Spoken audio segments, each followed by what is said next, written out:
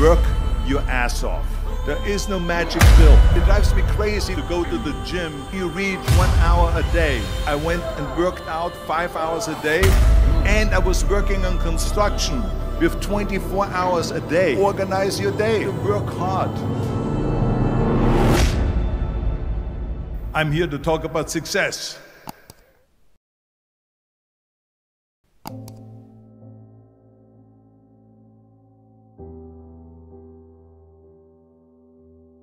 I went to college. I went and worked out 5 hours a day, and I was working on construction, because in those days in bodybuilding there was no money. I didn't have the money for food supplements or anything, so I had to go to work. So I worked on construction. I went to college. I worked out in the gym, and at night from 8 o'clock at night to 12 midnight I went to acting class 4 times a week. So I did all of that. There was not one single minute that I wasted. And this is why I'm standing here today. With the age of 20, I went to London and I won the Mr. Universe contest as the youngest Mr. Universe ever. And it was because I had a goal. You see, if you don't have a vision of where you go, and if you don't have a goal where you go, you drift around and you never end up anywhere. 74% hate their job in America. The majority of people don't like what they're doing, because they're really not doing it because they didn't have a goal and they followed this goal. They just aimlessly drift around, and then all of a sudden there's a job opening, so they get that job because you have to work. But then when you work, it's a chore. It's work. It's not fun. So if you think about, only a quarter of the people really enjoy what they're doing in life. So people always ask me, when they saw me in the gym in the pumping iron days, they say, why is it that you're working out so hard? 5 hours a day, 6 hours a day, and you have always a smile on your face. The others are working out just as hard as you do, and they look sour in the face. Why is that? And I told people all the time, I said, because to me, I'm shooting for a goal. In front of me is the Mr. Universe title. So every rep that I do gets me closer to accomplishing that goal, to make this goal, this vision, turn into reality. Every single set that I do, every repetition, every weight that I lift will get me a step closer to turn this goal into reality. So I couldn't wait to do another 500-pound squat. I couldn't wait to do another 500-pound bench press. I couldn't wait to do another 2,000 reps of sit-ups. I couldn't wait for the next exercise. So let me tell you something, visualizing your goal and going after it makes it fun. You got to have a purpose. No matter what you do in life, you got to have a purpose. And Muhammad Ali worked his butt off, and I saw it firsthand. And I remember that there was a sports writer that was there in the gym when he was working out, and he was doing sit-ups. And they asked him, how many sit-ups do you do? And he said, I don't start counting until it hurts. Now think about that. He doesn't start counting his sit-ups until he feels pain. That's when he starts counting. That is working hard. And so you can't get around the hard work. It doesn't matter who it is. Work your ass off. There is no magic pill. There is no magic out there.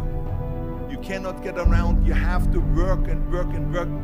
Make sure of this and make sure of that and all that stuff. So it's work.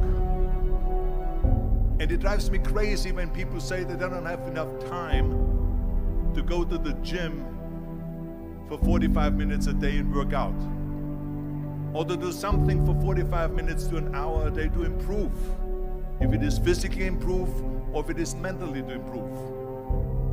Imagine you read 1 hour a day about history. How much you will learn after 365 hours in 1 year. Think about if you study about the history of musicians, of composers, how much you would know. Imagine if you would work on a business, on some business that you want to develop every day for an hour. Imagine how further along you will go and get. So it drives me nuts because when people say we don't have the time, we have 24 hours a day. We sleep 6 hours a day, so that gives you still 18 hours. So there's someone shaking their head out here in front. They say probably, I don't sleep 6 hours, I sleep 8 hours, right? Or just sleep faster. So we have 18 hours a day. The average person works around 8 to 10 hours. So let's assume it's 10 hours, so we have 8 hours left. Then you travel around an hour a day, maybe 2 hours a day. So now you have still 6 hours left. So what do you do with these 6 hours? What do you do with these 6 hours? Then we eat a little bit, then we schmooze a little bit, talk a little bit to people and all that stuff. But you can see how much time there is available if you organize your day. So you got to work hard. I hate plan B. And I tell you why. Because we have so many doubters, as I've said earlier, the no-sayers. We have so many of those people that say no and you can't do it, that's impossible. That is okay because we just turn off, as I said earlier, and we listen and we hear the no being a yes. You can't do it, you can do it, and all of that. So that is possible to do that amongst all the negative people around you. But when you start doubting yourself, that's very dangerous. Because now what you're basically saying is that if my plan doesn't work, I have a fallback plan, I have a plan B.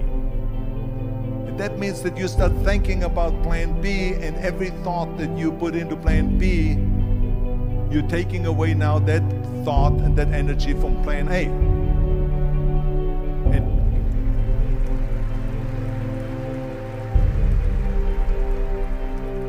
And it's very important to understand that we function better if there is no safety net, because plan B becomes a safety net. It says that if I fail, then I fall and I get picked up and I have something else there that will protect me.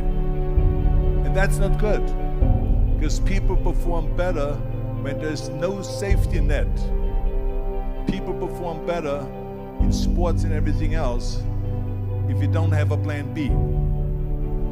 I'm telling you, I've never ever had a plan B. I made a full commitment that I'm gonna go and be a bodybuilding champion. I made a full commitment that I'm gonna be in America. I made a full commitment that I'm gonna get in the show business and I'm going to be a leading man. No matter what it takes, I will do the work. I will do the work over and over and over until I get it. And the same was in politics, in everything like that. So to me, it is very dangerous to have a plan B, because you're cutting yourself off from the chance of really succeeding. And the reason, one of the main reasons why people want to have a plan B is because they are worried about failing. What is if I fail, then I don't have anything else? Well, let me tell you something, don't be afraid of failing, because there's nothing wrong with failing. You have to fail in order to climb that ladder. There's no one that doesn't fail. Michael Jordan said in one of his interviews, when they said, "You're unbelievable, you're the greatest basketball player of all times." I mean, tell me about that. And he says, well, you're just mentioning the successes. But he says, for me to become the greatest basketball player, I missed 9,000 shots when I was playing basketball at the NBA games. So during these games that he was so successful, he missed 9,000 shots. Does it make him a failure? No. He's one of the greatest basketball players of all times, but he failed 9,000 times. Do you get it? We all fail. It's okay.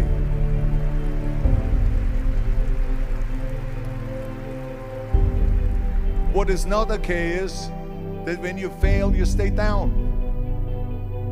Whoever stays down is a loser. And winners will fail and get up. Fail and get up. Fail and get up. You always get up. That is a winner. That is a winner. I failed in bodybuilding. I lost bodybuilding competitions. I lost powerlifting competitions. I lost weightlifting competitions. I had movies that went in the toilet and that were terrible and got the worst reviews. And in politics, I remember I had many of the initiatives on the ballot, and we lost. My approval rating in California went down to 28%, and then it went back up again, and I won again the governorship. Hey, we all lose. We all have losses. This is okay, and this is why I say don't be worried about losing, because when you're afraid of losing, then you get frozen. You get stiff, you're not relaxed. You got to be, in order to perform well in anything, if it's in boxing or if it is on your job or with your thinking, is only happening when you relax. So relax. It's okay to fail. Let's just go all out and give it everything that you got. That's what it is all about. So don't be afraid to fail.